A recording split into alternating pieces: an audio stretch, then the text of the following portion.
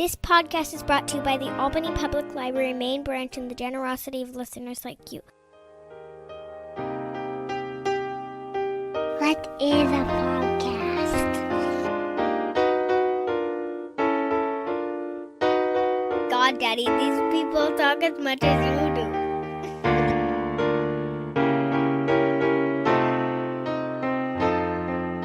Razib Khan's Unsupervised Learning. Thanks for listening to the ungated version of the Unsupervised Learning podcast. If you want to read some essays on some of these topics, please check out razib.substack.com. Again, that's razib.substack.com. Thank you. Hey everybody, this is Razib Khan with the Unsupervised Learning Podcast, and I actually have today Dr. Daniel DiMartino, PhD in economics from, I believe, Columbia. That's right. In New York City, where there is the Manhattan Institute, and this is the second time in weeks, I guess, that I have had a conversation with a Manhattan Institute fellow. I don't know exactly when this is going to get posted, so it could be a bigger gap when we post it. But, Manhattan Institute's great, by the way. My friend Rehan Salam is president, and my friend Charles Fain Lehman, I just hosted for dinner here in Austin. He gave a speech at the University of Austin. Yeah. So, I'm a big fan. I've written for City Journal, back in the day, probably when you were in elementary school at this point. No. But speaking of school, so I mean, you just got your PhD in economics. I see you opining on social media and other places, Daniel, on immigration. We will talk about that. And you yourself are a immigrant from Venezuela, and I would like to talk to you about that. I think we first actually met on Clubhouse, right? Oh, that could have been true. I mean, I was on Clubhouse for like a very short time span. Like, I wasn't one of the first people who got into the Clubhouse fad, and then I got late, and then I left very quickly. Yeah. So I mean, I think you were in there for a little while. I remember you talking about Venezuela. Yes. And so I would like to ask you about Venezuela. I don't know that much about Venezuela. My friend Carlos Bustamante, who's a pretty well-known geneticist, he's from Venezuela. So obviously I know a little bit just from what he's told me. There is a Venezuelan food truck that is nearby where I live. So that's another experience that I have. So you've had arepas? Yes, I have. Yeah. So tell us, we in America, I feel like, the last generation, ever since, there was Hugo Chavez, there was a coup attempt, I think it was 2002 now, against him. And then after that, there was Chavez. a coup by him first, 10 years earlier. Yes. There's coup, then another classic coup Latin against America, him. coup this, coup that, how it goes. Yeah, I actually have. This is I'm not gonna out the name. I do have a Venezuelan cousin. I have a document. Yeah. My he's a cousin once removed. One of my cousins married a Venezuelan woman. So, okay. Although he is now in a not Venezuela country, and I'm not Venezuela city in the U.S., and I'm not gonna dox him by saying which city, but I think you could probably guess which city in the U.S. a property, let's just say a property owning Venezuelan would end up living. So Yes. Those who don't know. I have some connections, but I don't know much about Venezuela except for what I know in the news. You have the Chavismo. You have your attempt at socialism. You guys helped fund Cuba, actually, kind of for a generation now. And also I think most listeners know that I'm not a big fan of socialism. Socialism destroyed your country, your country, your home country, your country of origin. Yeah. And I think you speak on that. Talk about what has happened to Venezuela over the last generation, what your family has seen, what you have seen as an economist, what you have seen, and the warning that. The warning that gives us in America, I guess, because we have right now a moment in the Democratic Party where socialism, they embrace the name, they embrace the cause, they embrace that path. Democratic Socialist of America. You have AOC, Alexandria Ocasio-Cortez, but you have Mamdani in New York. You have socialists a socialist who was mayor of Seattle, another one running in Los Angeles, and so forth, right?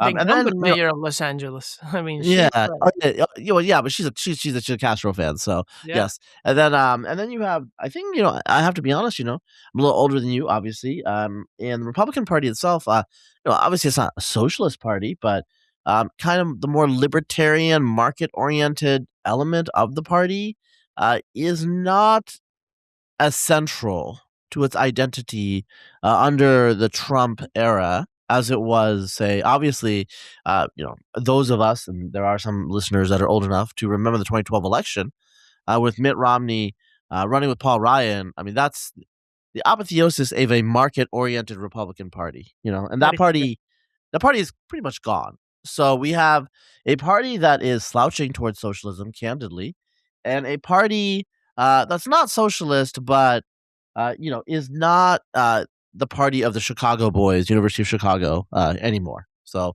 I mean, JD Vance, I love you, JD, but obviously, JD Vance is not a free market, a radical for capitalism. Let's put it that way. Yeah. So, well, let me begin with Venezuela. And with Venezuela, what people need to know is that Venezuela was a very well-off country for world standards, where somebody who was poor could become relatively well-off by working hard and with little education. And that was the story of so many people, including my grandparents. And, it was a country that around the time I was born in 1999, January, Hugo Chavez took office in February of 99 after he won an election, by the way. It was not a coup how he took over. He tried to do a coup in 92, went to jail, was released from prison, shouldn't have been released, should have been tried for treason and whatever, hanged, or I don't know, but no, he wasn't, so he was released, won the election of 98, became president in 99, and began a socialist agenda. With a socialist agenda, I mean nationalizations of private property, kind of like the classic socialist politician of the world. You begin with taking the farms because they're obsessed with farming for some reason, even though Venezuela was obviously not a farming economy. It was an oil economy. And then, of course, you go for the oil industry, you go for the banks, you go for manufacturing, construction, cement, everything you can imagine, right?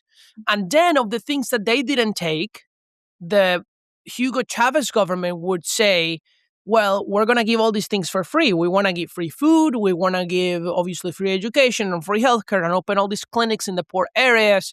And we're going to give away these free Chinese cars that our New Deal with the Chinese gave. And gasoline is going to be essentially free. Imagine gasoline being free. Now, it's a big expense in any country. And the consequence was that despite record-breaking oil revenues in Venezuela, because Venezuela was experiencing an oil boom at this time, because oil prices went from around $10 a barrel in 99 to $100 a barrel by 2008. So we're talking about times 10 the price. Production did not go up. It should have, but it didn't. It actually went slightly down in that period. But still, the revenue was massive. And that was not enough to pay for all those welfare programs. So they just printed the money. Inflation went through the roof.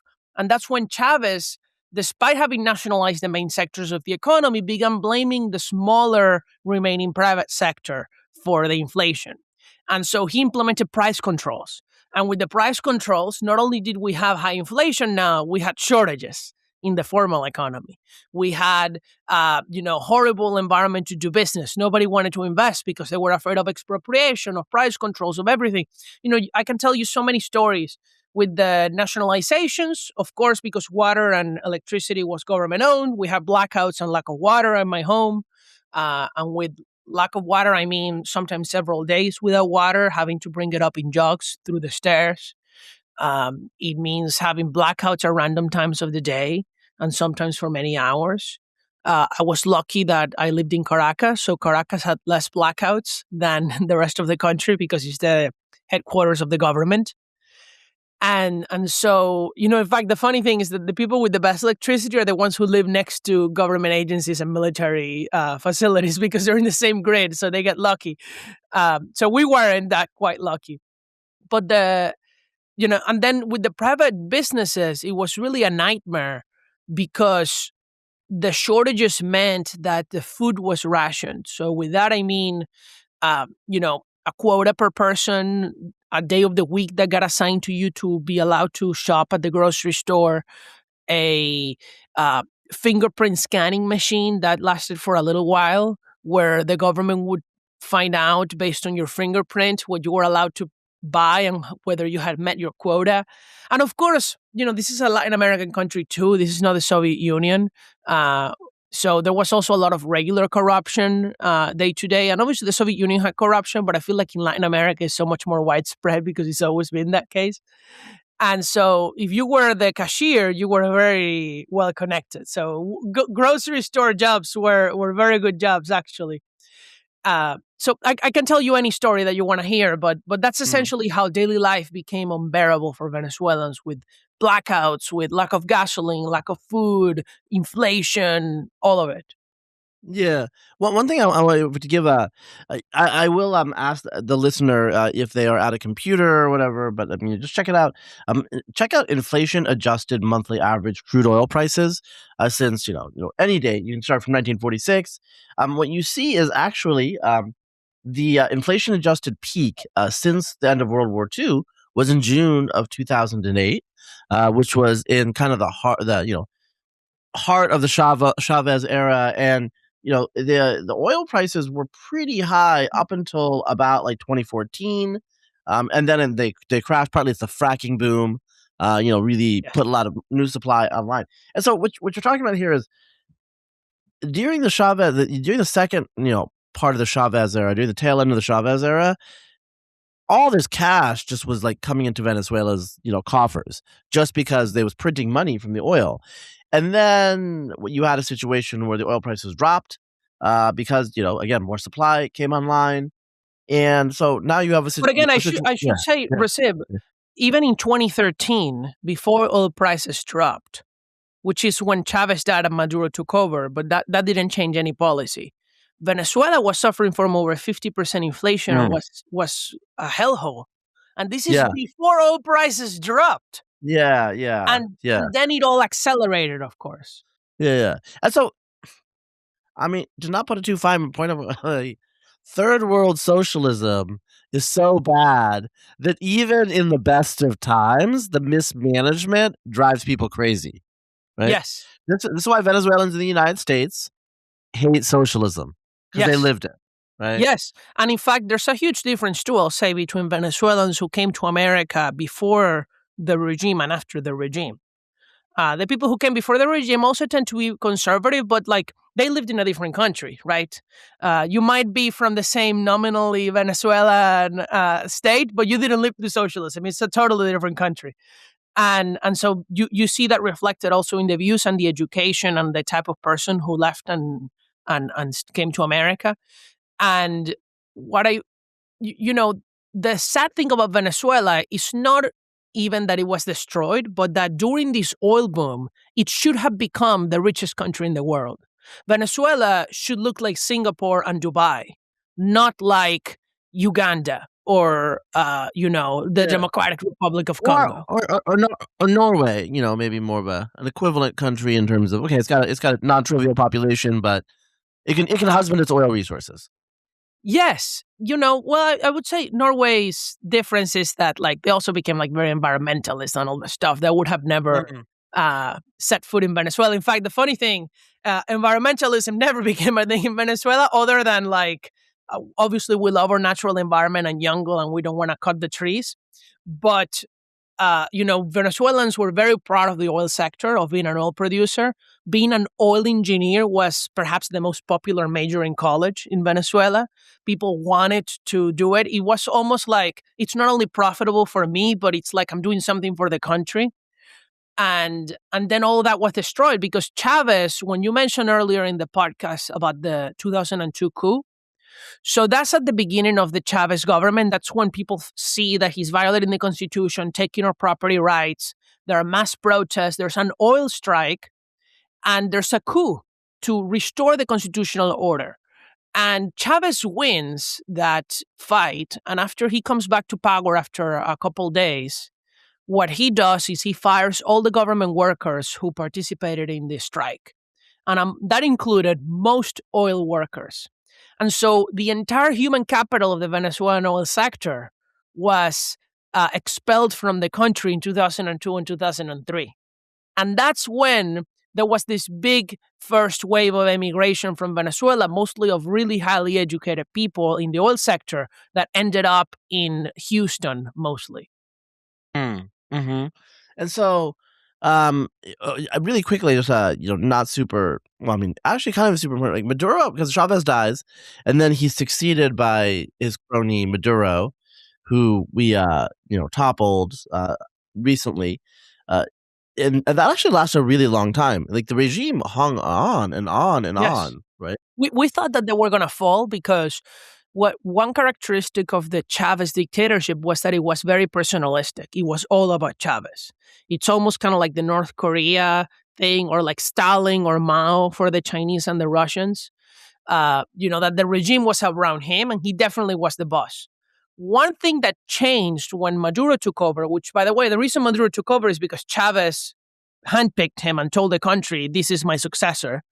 I'm not sure how they became so close, but they did. The change was that Venezuela went from a one-man dictatorship to an oligarchy. Now Maduro was not the one man in charge. He was nominally the head, but it was his wife. His wife, by the way, was not like they were always married. They actually got married during the regime. She was independently powerful at the start. All of them were criminals. It's really funny. I think she was like a bank robber or something before the regime, just a regular street thug. Oh yeah, you for real? Okay.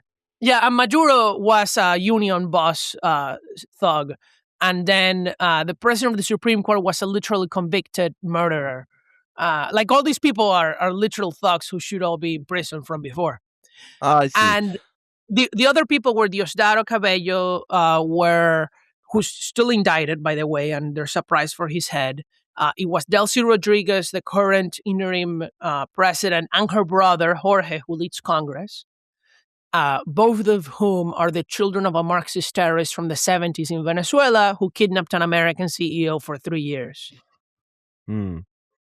Yeah, So this is how the regime changed. It became an oligarchy of criminal thugs that were around Chavez before. Yeah, and then so he died. They take over, and they kind of they loot the state, is what it sounds like from what I've heard. And I know there was a thing where it's like Venezuelans were actually, I mean, there was hunger. Venezuelans were losing weight. That's how bad it got. And then you had a situation where a huge proportion of Venezuelans are abroad. Like they're going to Colombia, coming to the United States to some extent, but going to a lot of their neighboring countries. And so Venezuela is like a pain in the butt. It's inconvenient for a lot of its neighbors. What's going on? Well, and the thing is, Venezuelans started living under Chavez, but at small numbers. People had hoped that the country would be recovered. What happened after Chavez died is that they kept so the elections were rigged from way before. Okay, even during Chavez, there has been election rigging since at least 2004 of some sort. And with rigging, I mean, like dead people voting, voter intimidation, obviously unfair elections from the start. Like the government controlled the media, the opposition couldn't run ads, the entire thing, right? People going to prison for political activities or free speech. But then it intensified very much because Maduro was even more unpopular than Chavez at the end of his life. And the elections were so obviously rigged that I think a lot of Venezuelans just said, this country is going to hell. There's nothing we can do to fix it. So I need to pack up and leave. And that's when you saw millions of people flee by foot to Colombia and other places. Now, you said that a huge proportion of the population left. I estimate it's about 30% of the population has left. And that is 8-point-something million people have left. That's a lot of people. Wow. It's the largest. Venezuela is the largest refugee crisis in the planet today. Mm-hmm. And it is also the largest non-war refugee crisis in human history. It's self-inflicted. And so, one of the issues with Venezuelan socialism is it's not totally, it's not like, I don't know the popularity of the Bolsheviks, but I feel like the October Revolution, the Russian Revolution was very much a elite takeover of, obviously the Tsarist regime was not popular, but, no one a couple of years before would have predicted that the Bolsheviks would come out of that as the power in the country, and then they obviously ruled it as a Soviet Union, as Soviets for decades. In Venezuela, Chavez did initially win an election, right? He did have a popular base, right? And Yes, so absolutely.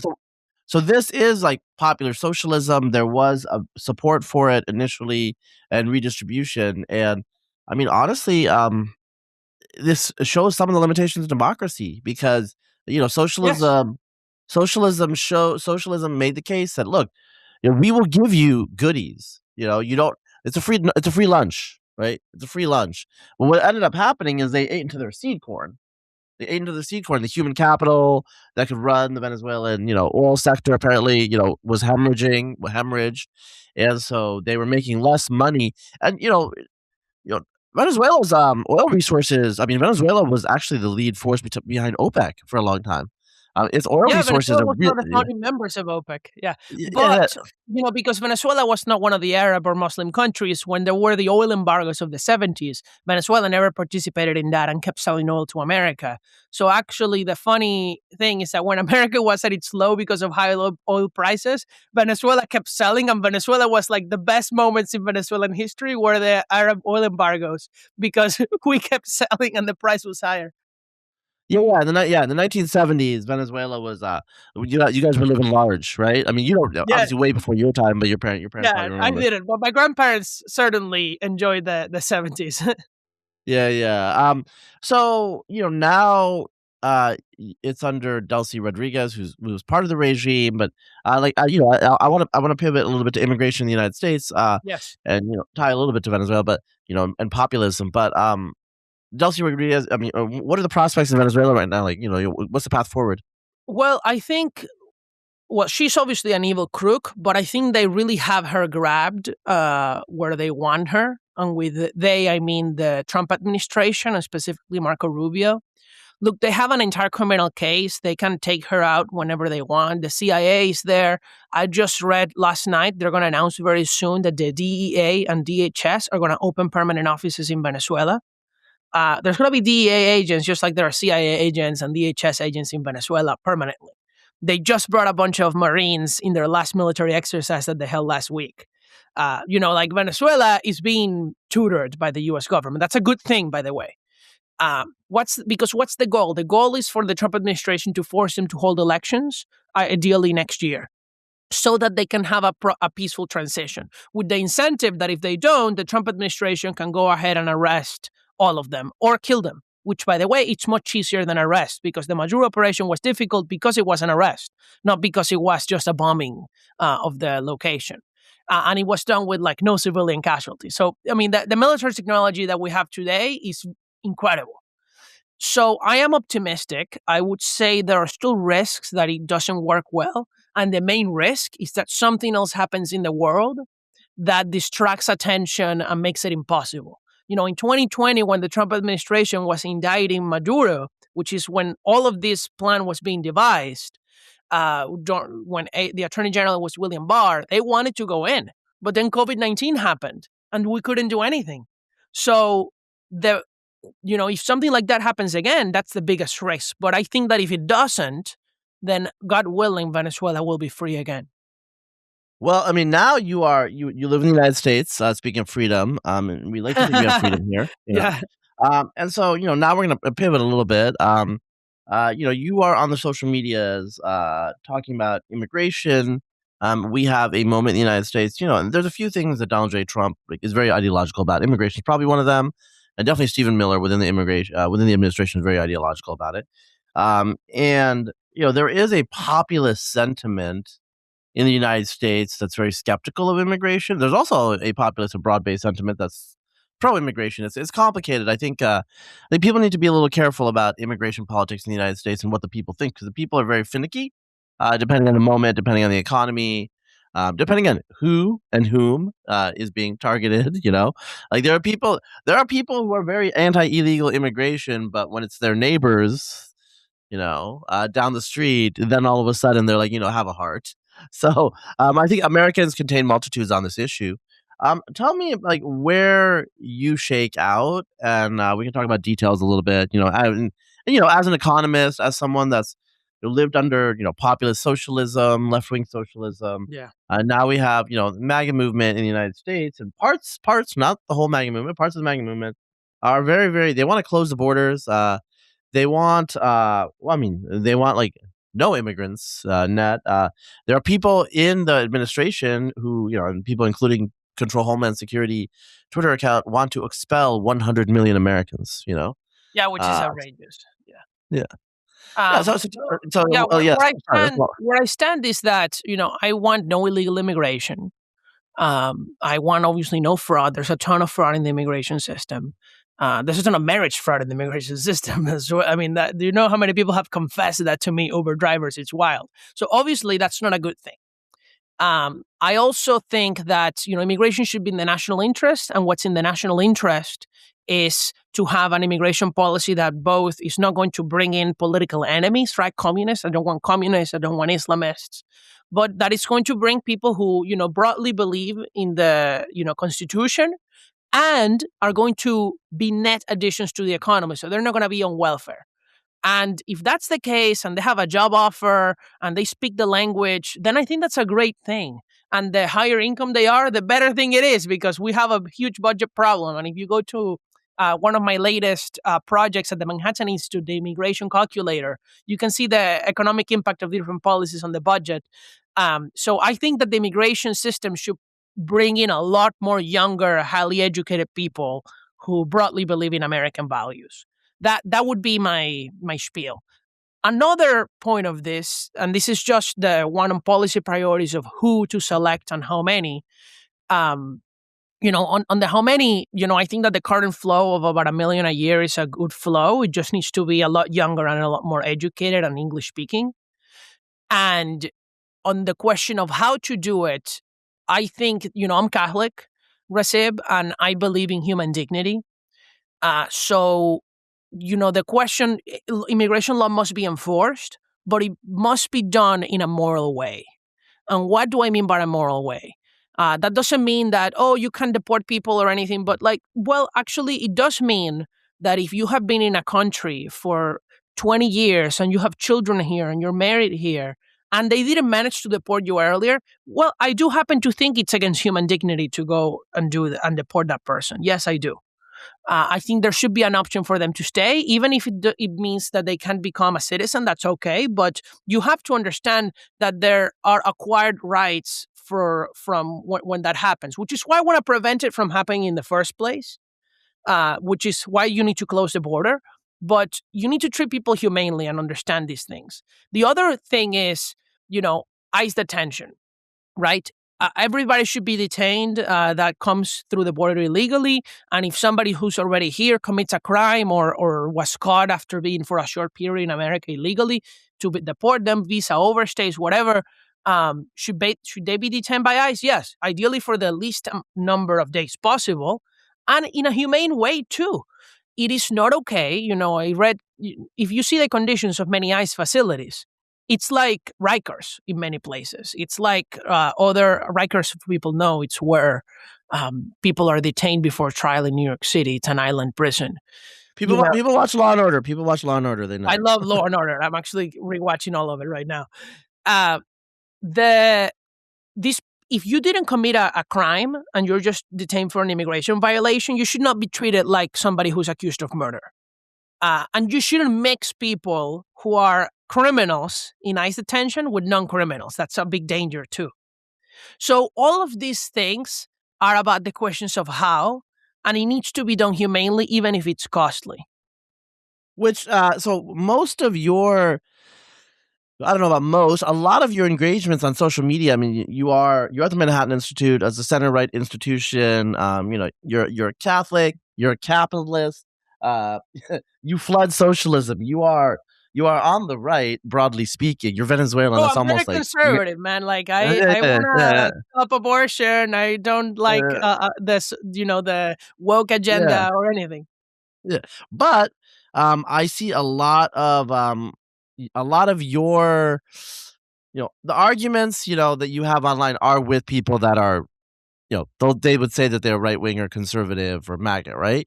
I mean, that's what I've seen. And what are you hearing? Like, what are the objections to what you're saying. Well, look, I've debated I mean, the I thing. will say, wait, can I say one thing? Yeah. I will say one thing really quickly. This is just like random. I have heard some people say, and I don't know if I've seen this on Twitter, but I've definitely seen it in group chats, because you come out. I mean, you're very polite, but you come out with sharp elbows with the facts. Like you have an opinion, you have facts, so you're out there. You have a mild accent. You obviously are an immigrant. You were born abroad, and I have heard people say, this guy just came to America. Like, why is he telling us about America? He doesn't have the standing, which like. Anyway, I don't think that would be a comment that you would really hear 15 years from now. But now with terms like Heritage American and what I'm trying to say is like, it's kind of like a weird. Yeah. I mean, I know the facts. The messenger of the facts does not change the validity of the facts. Exactly. So that's an important term. Argue with the argument and not who's making the argument. I just want to say that for the listeners out there. Look, I make good faith arguments.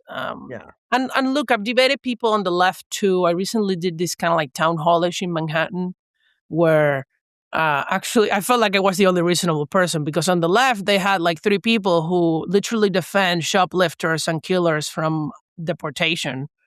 Like, how do you argue with that? Like, if you don't want to deport somebody who is a shoplifter, a killer, like, how I don't even know where to start. It's an absurd, it's an absurd proposition that's not even embedded in a logical or coherent system of governance. It's simply the feels.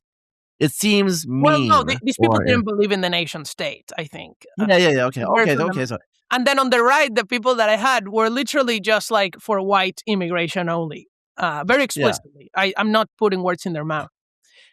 So it was like, well, I mean, that's kind of crazy to me. Well, I mean, you look pretty white to me. So actually, like, well, I mean, I'm European. I'm Italian and Spanish, like all my grandparents.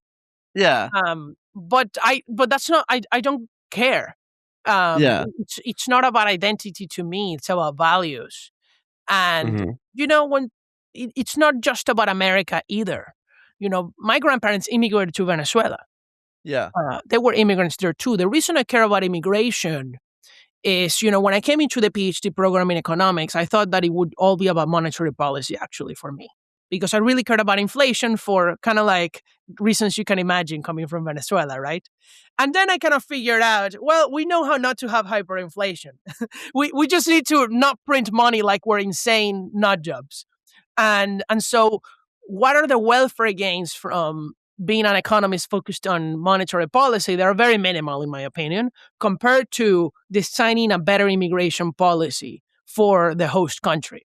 I think that so many countries could gain more by having better immigration policies. Look at what Singapore has been able to achieve, right? And it's been in large part because of their successful immigration policy. Look at Canada before Trudeau. Look at Australia also before the last 5 years. Before the younger Trudeau. The younger Trudeau, that's right. Yeah. Yeah. I mean, you're a young guy, so when you say Trudeau, you're like, I know. Before the young Castro. Yeah. For those who know. Well, you mentioned Singapore. A lot of people don't know much about Singapore's immigration policy.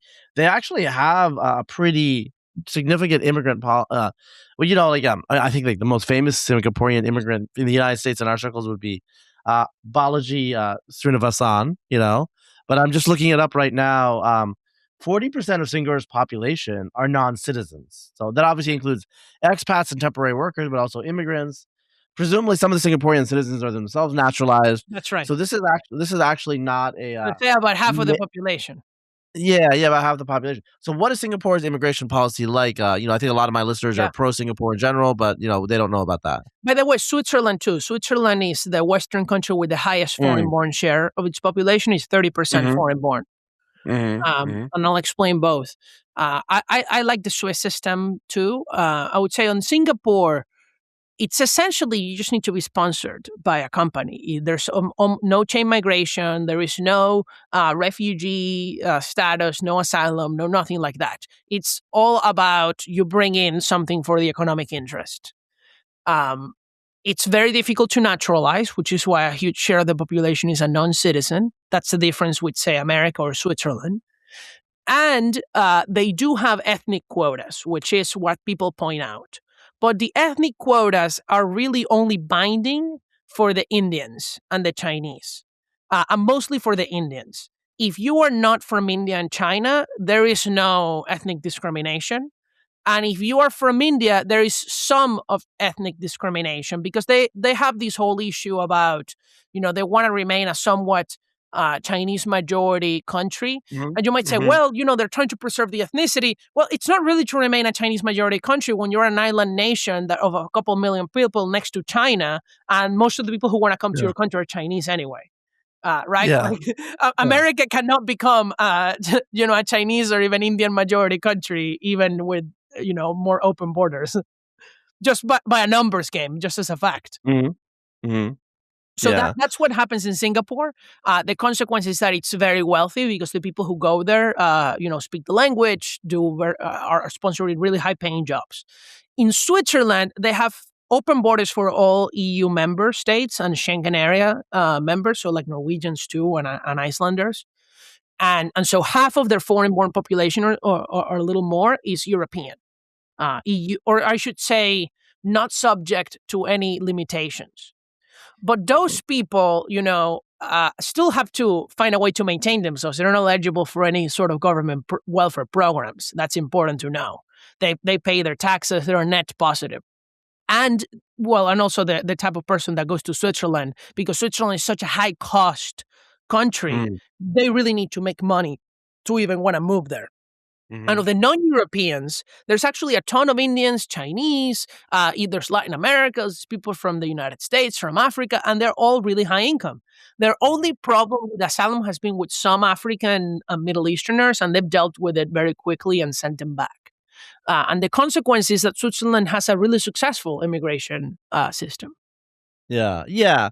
And so, I think one of the there's a lot of stuff that's thrown in there, and just for the listeners, I think a lot of listeners know, but like asylum, for example, I tweet this out all the time. Asylum is fake, and what I mean by that is most of the people asking for asylum, uh, they're not like Jews fleeing Nazi Germany, or whatever. They're not facing like deep persecution. They're really economic migrants who are trying to use an end around, right? And so, Yeah. I mean, really, how would we fix the asylum system? Because obviously, it was designed after World War II in a very specific situation, and this is Well, way it after was World War II. actually not. It was designed in Okay. 1980. Oh, okay. There was no asylum until 1980. The people that came after World War II were people who were brought by Congress for specific reasons during the war. The Refugee Act was signed in 1980 by Jimmy Carter. And that's the one that codified the definition of asylum and meant that anybody who reaches U.S. physical territory is allowed to claim asylum, Mm. no matter how they got here. So there are different ways to fix that.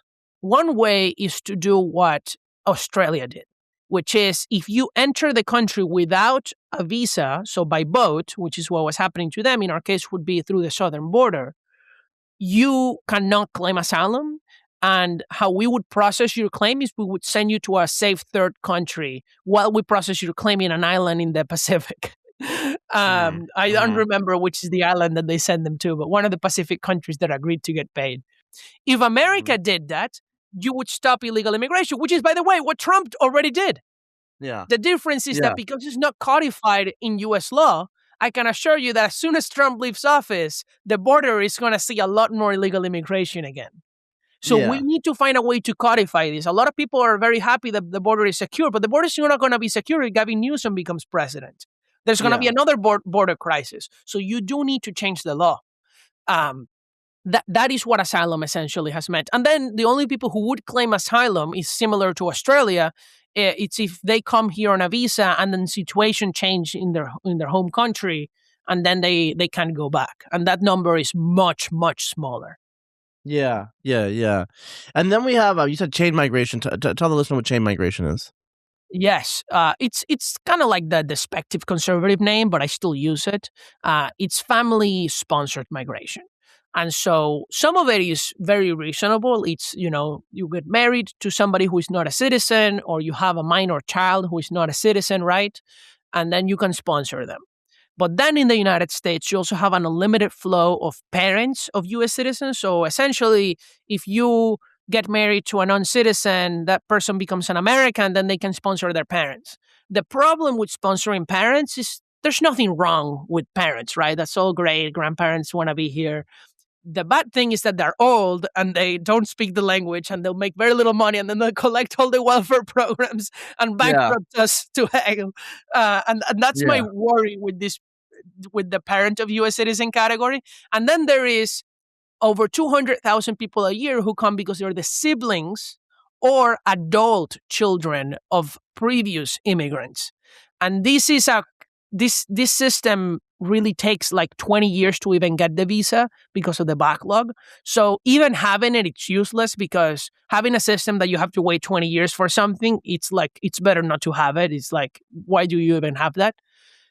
And this is why I'm so supportive of just ending the family-based visas and just shifting them all to high-skilled employment-based categories. Yeah. And so, why are you such a fan? I mean, you kind of already said it, but like, let's explicate, from an economic perspective.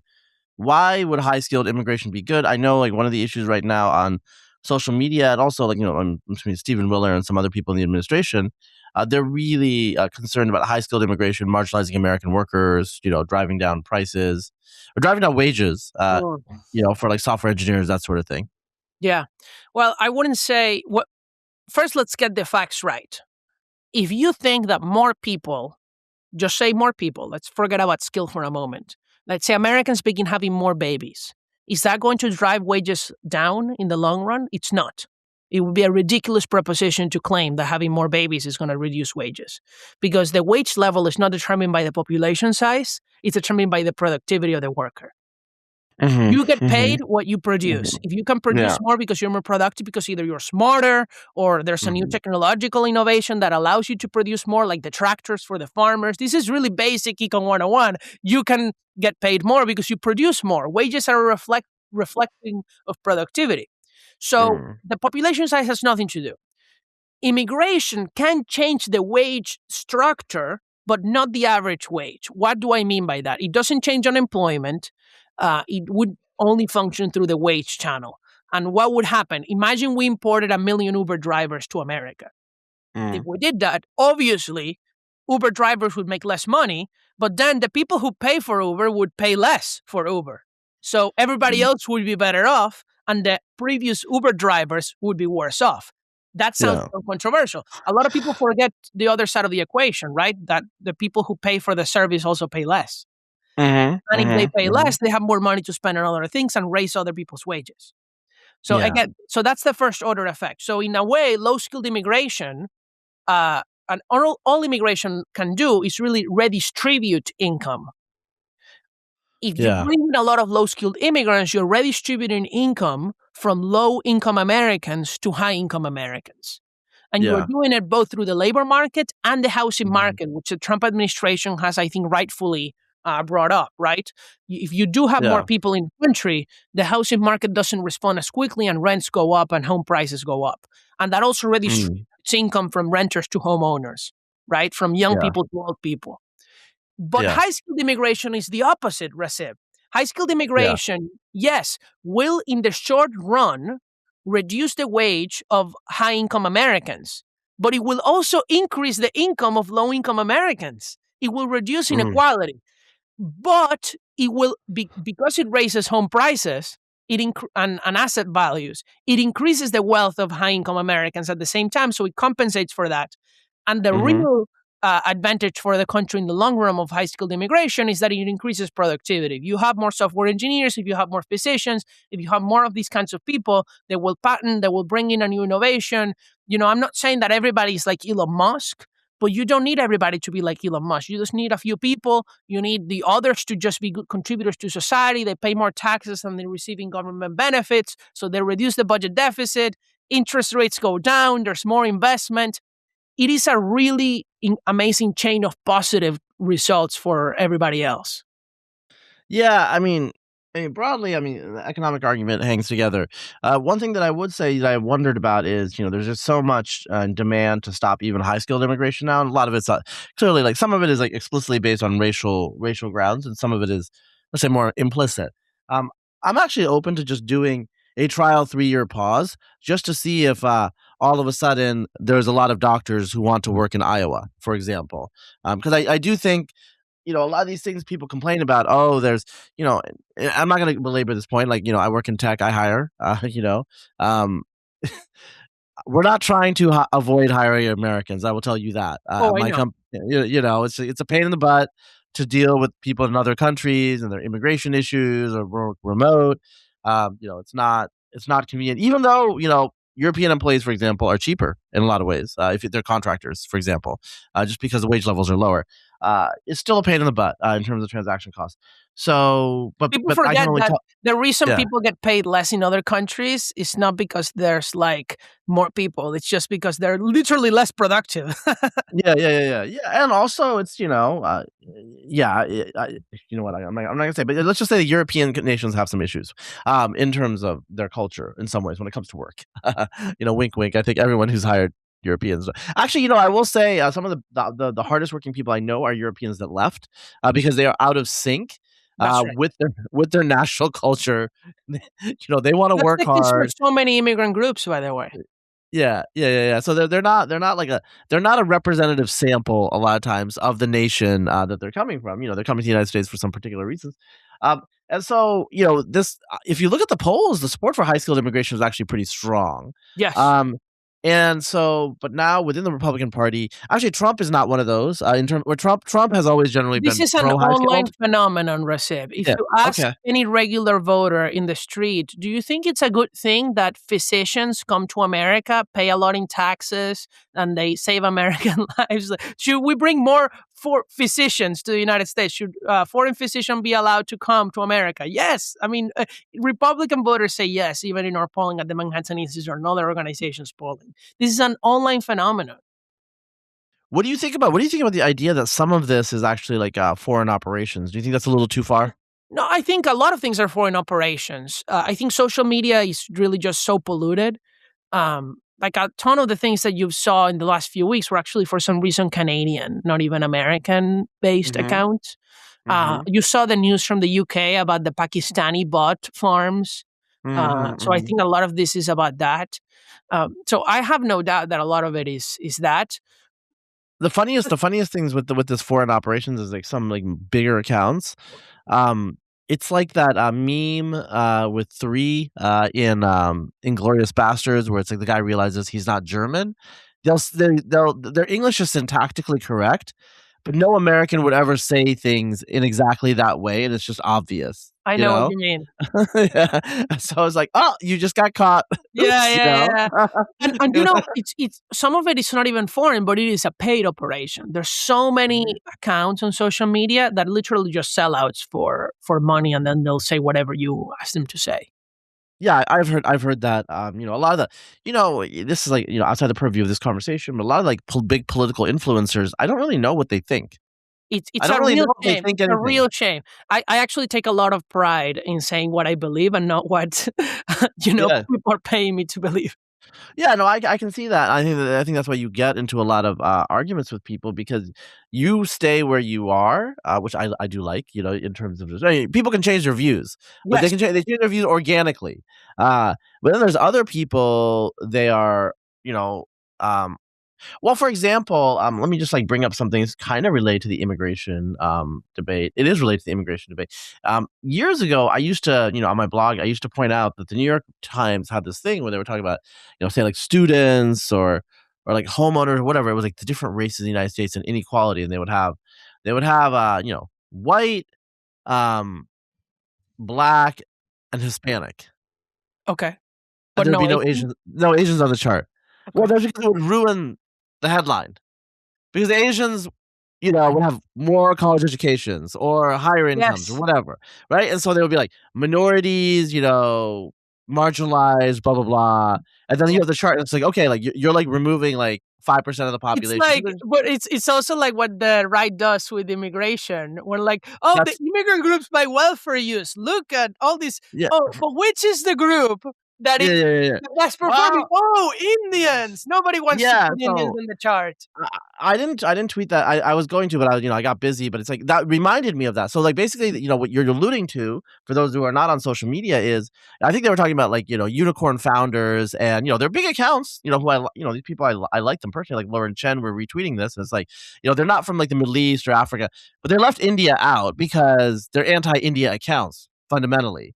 And so that's the exact same data manipulation that you saw on the left, because it didn't fit the narrative. If the facts don't fit the narrative, you simply omit the facts. That's right.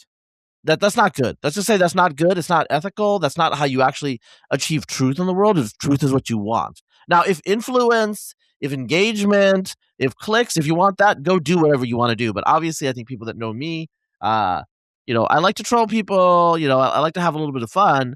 But like, the first rule of my game is like, speak no lies. Do not bear false witness. This is how you feed the discourse in a positive way so that the dialogue can actually converge on reality instead of being whatever this is, which is internal to itself and has no connection to the real world. Like, that's what's frustrating to me right now. Yes, I agree so much. I also, I hate the left for their lies that they say about race, right? On the crime issue, right? All of that. Oh, you are a white supremacist if you want to be tough on crime because then black people will go to jail. Well, I want criminals to go to jail. I don't care about how they look or where they come from. But now you have all these other people who are really inciting really hate against Indians, and I really dislike that. And I'm not saying that I like India as a country. I don't want to go to India. I've never been. I know people who have. It's horrible from everything I know. But the average Indian in America is not like the average Indian in India. By the way, the average Venezuelan in America is not like the average Venezuelan in Venezuela, just like the average European you mentioned is not like in Europe. And that is a good thing for most immigrant groups. For some immigrant groups, well, it's not the same. But then I also don't believe in judging people by the country they were born in. I believe judging people individually. There are some Indian immigrants who are really bad for the United States, who don't speak the language well. Like you've seen all the, people who came here illegally, who are from India, who've done these truck accidents, right? Because they don't know how to drive. They're all, I think they're all Punjabis for some reason. I'm not sure. Punjabi, they're usually they're Punjabi Jats. They're like particular socioethnic group in Northwest India. Right. Yeah. But even then, I don't care their specific group. I care about their actions. Who they are, and I think that's how we should judge people. We should judge people individually. Are you going to be a good addition to the country that you're moving to? That's a very it's a very late 20th century, early 21st century American viewpoint, and I think to be candid, what's happening here is there's a resurgence of I think what the old National National Review still would probably say is collectivism, collective identity, collectivism, and we just need to have a discussion whether we're okay with it. We started this conversation, and I kind of did it purposely with Venezuela. I kind of wanted to hear what your thoughts. Well, what happened was the people voted for collectivism. That's right, and that wasn't right. I think it's really difficult in a democratic system sometimes to argue for the benefits of liberal individualism and capitalism because there are second and third order effects. You don't know like what great things a person can do in the future. You don't know what great things corporations can do until they do them. Or like say pharmaceuticals. Pharmaceuticals get a bad rap. Pharmaceutical industry does. But we are living in the age of miracles with pharmaceuticals right now, with GLPs, various anti-cancer drugs. Now there's gene editing that will lower cholesterol. All of these things. Well, this is a multi-decade path. Or GLPs, which are, this is going to be like probably $1 trillion industry. They come from basic science research. I think in like lizards. The original chemicals. This was like 40 years ago, though. Like nobody knew. And think about, the whole discussion on H-1B visas, we wouldn't have Elon Musk in the United States without that. But they're not like Elon Musk anymore. That's BS. Of course, yes. And in fact, it's gotten more educated over time, the H-1B inflow. I'm not saying it can't be improved. It should be improved, but like, give me a break. You don't know what you're talking about. We wouldn't have Melania Trump herself without that. Who came as a supermodel. People forget the supermodel exception of the visa. That changed my mind, believe it or not. I support that. I support that immigration policy. Yes, because everybody supports hot supermodels, free immigration. And so, the one compelling argument I see against certain forms of high skilled immigration is the political argument. You don't want to import left wing voters. You don't have to ask me about that. I agree. So the question is, are these left-wing voters or are they not? That is a good question, and I do think we have to deal with it. The one argument that I can say to minimize that is to say it's a very small number of people. I don't think it's, election determinative based on how many naturalized, obtain permanent residence. But if you're going to expand high-skilled immigration, what would happen to the immigrant inflow? It would become more Asian and more European and less Latin American and less African. Would that be favorable to Democrats or Republicans? I actually think it would be a wash because it would be also less Latin American and less African. Mm-hmm. Mm-hmm. Yeah. And like I think numbers. You said numbers. That's a key thing. I don't think I don't want the United States. I think, even, and I'm favorably disposed to high school immigration. I don't want the United States to become Dubai, where a minority of the population are citizens. Me neither. You don't say can't, by the way, but for numbers reason, buddy. Yeah. Because our population is already way too high, or not way too high, but our base is much higher. Okay, so. But obviously, if you're talking like a million a year, you said a million a year. Our current population is what, 380 million? 340. Yeah. Okay. So that's a pretty the Biden wave was less than a third of 1%. It's less than a third of 1%. Yeah, I think that's totally. I think most people would say that's totally assimilable. The only thing, by the way, people forget the high skilled immigrants have fewer children. So if you shift the immigrant inflow from low skill to high skill, not only is it better economically, but it also has lower political impact in the long run because their fertility rate is lower. Yeah. Okay. Yeah. So they're here like bringing, produce economic productivity, but they don't necessarily produce. Well, actually, there's a whole. I'm actually giving a talk at a conference, in San Francisco, the Manifest Conference, about how in ancient Rome, in the Roman Empire, the cities, were like these diverse places that were highly productive, but they left no descendants because cities are they're demography shredders, right? And it's not that different today. So we've been talking for an hour. You got your PhD, your Dr. DiMartino now. What is on the horizon for the future for you? Well, I am a fellow at the Manhattan Institute. I'll keep doing a lot of media and writing. Immigration is something I really care about. And I want productive discussions around it, and also on Venezuela. Hopefully Venezuela will become a free country. I think that will be really positive for the world, but especially for the United States because of energy and the drug issue and illegal immigration. And then, for me, I hope to continue in this space. I just want to make a positive impact on the debate. Some projects I'm working on that you might be interested in, some are immigration related, others are not. The one that is not, that I'm about to finish, is on debunking the whole argument about the Nordic countries and socialism versus the U.S. So, I have all the data already set, and it's essentially that if you're a wealthy person living in Europe, you actually pay less taxes than if you're in the United States. And I have all the marginal, because everybody compares the national level taxation with each other, and they forget that America has high levels of state and local taxation too. And so when you combine all levels of government, if you're a top 1% taxpayer in New York City, you pay more taxes than if you lived in Sweden. And so essentially the headline, but if you're a poor person, you pay much more in Sweden than in New York City. Because consumption taxation is 4 to 5 times greater in European countries than in America. The value-added taxes, right? Yes, Yeah, and yeah, it's not only higher, but it's broader, the base. yeah, So yeah. the differences are huge. Property taxation is also highly progressive and much greater in America than Europe. Mm. Most people don't know this, but like Norway, Sweden don't even have an inheritance tax. There's zero state Oh taxation. yeah. And Okay. so it's hilarious to hear all these American politicians talk about these socialist policies when like they are actually the most regressive countries when it comes to taxation.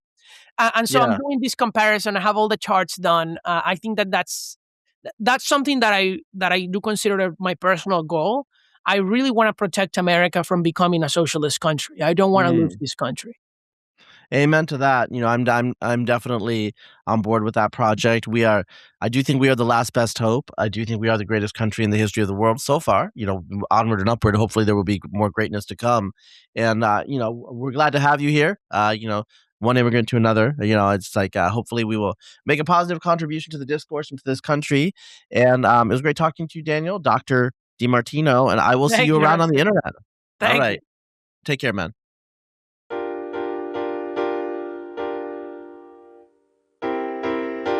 This podcast for kids.